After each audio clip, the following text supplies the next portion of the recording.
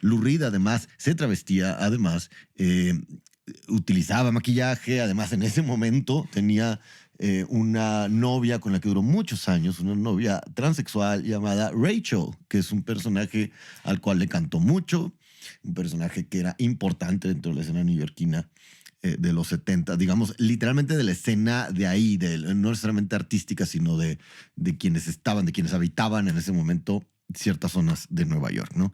Y obviamente todos estos personajes vienen de The Factory de Andy Warhol, ¿no? Que volvemos a lo mismo. Andy Warhol es ahora posiblemente, ya opiniones distintas, yo no estoy tan de acuerdo en eso, pero el artista más caro del mundo. ¿Ok? Entonces, una persona que vuelve a lo mismo, que fue un transgresor. Entonces, en este tipo de temas como los roles de género, como la transexualidad, la homosexualidad, entre otras cosas, la prostitución, las drogas, etcétera, ¿no? Entonces, creo yo que es muy importante eso, y además porque en contraste con otros artistas que también hablaban de, no tanto del tema sexual, sino más del tema de drogas, ¿no? Los Beatles y tal, eran mucho más útiles, mucho más alegres, porque aparte eran otro tipo de drogas, no las drogas de las que habla Lou Reed en sus canciones, no las drogas que se consumían en estos lugares de Nueva York. Entonces es mucho más crudo, es mucho más realista, incluso diría yo. Y Lou Reed se convierte de alguna manera en un cronista de ese bajo mundo neoyorquino. Y es una figura muy interesante. Platiquemos un poco para empezar sobre Lou Reed y quién era antes de este disco Transformer, que tal vez es su mayor... el disco por el que mucha gente lo conoce. De solista, ¿no? sí, claro. Cuéntanos un poco sobre The Velvet Underground y sobre Lou Reed antes de Transformer, porque hay mucho que desempacar ahí, y ahorita entramos a Andy Warhol y a The Factory y todo lo demás. Sí, justo de hecho creo que no se puede dejar de lado una cosa de la otra, o sea, van absolutamente de la mano. Es una época, estamos hablando de los 70s, pero hay que remontarnos a los 60s. Era una bola de personajes que habitaban este submundo alrededor de una figura que era Andy Warhol, que era algo hasta con tintes sectarios, diría yo, porque sí había una idolatría hacia Warhol.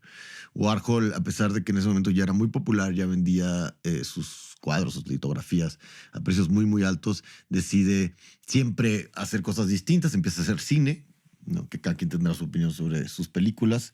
Tiene algunas películas que duran 8 horas, ¿no? Por ejemplo, y es solamente una toma, ¿no? Hay una que se llama Empire, me parece, y es solamente una cámara grabando al Empire State durante una noche mientras amanece y todo esto. Blowjob, bueno, muchos. Entonces ya desde ahí te puedes imaginar por los títulos de las películas, pero un tipo muy popular, vuelvo a lo mismo, no era el underground. Y ya hacía eso, durísimo. Y hay un momento en el que se le ocurre que va a incursionar en la música. Obviamente él no era músico, entonces ¿qué iba a hacer? Pues producir, pues ser manager. Y un tipo con el ego que tenía Andy Warhol, pues decide formar este grupo. Ahorita entraremos un poco en los personajes que formaban ese grupo, que era efectivamente The Velvet Underground. En la portada del primer disco, que me parece que es el único que él produce entre comillas, porque no era productor musical, ¿no? Era más bien creador e ideólogo del grupo. En la portada viene obviamente este plátano icónico que es la portada, y no dice en la portada de The Velvet Underground Nico, no, dice Andy Warhol. No. Es increíble.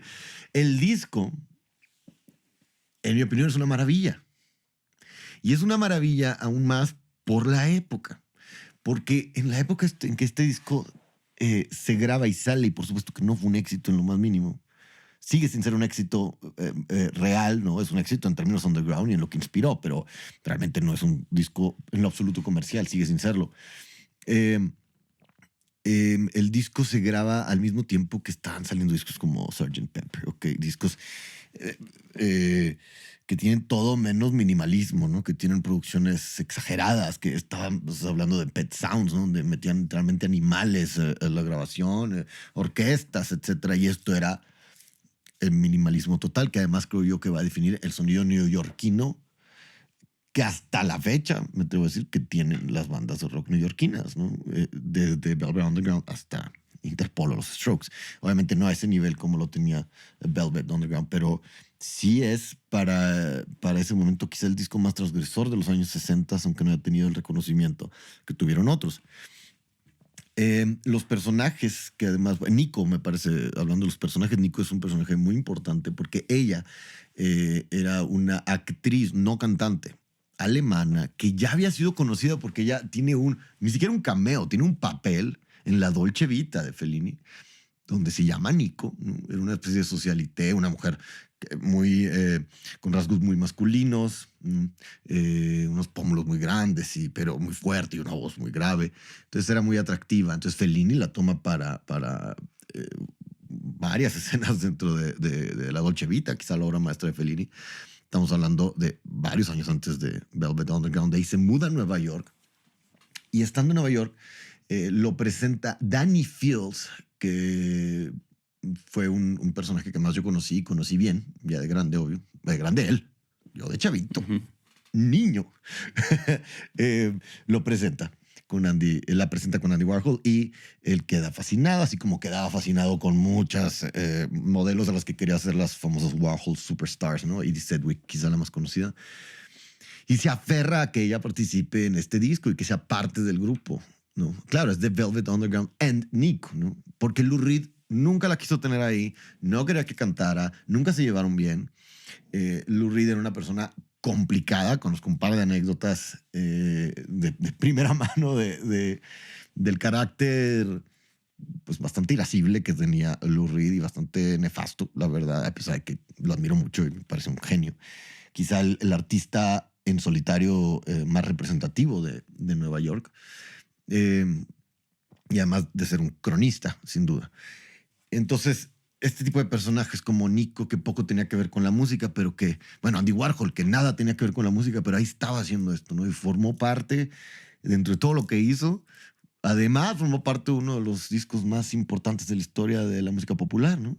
Sí, el Andy Warhol, el Velvet Underground and Nico es un álbum espectacular, de lo mejor que he escuchado en mi vida, total, creo yo.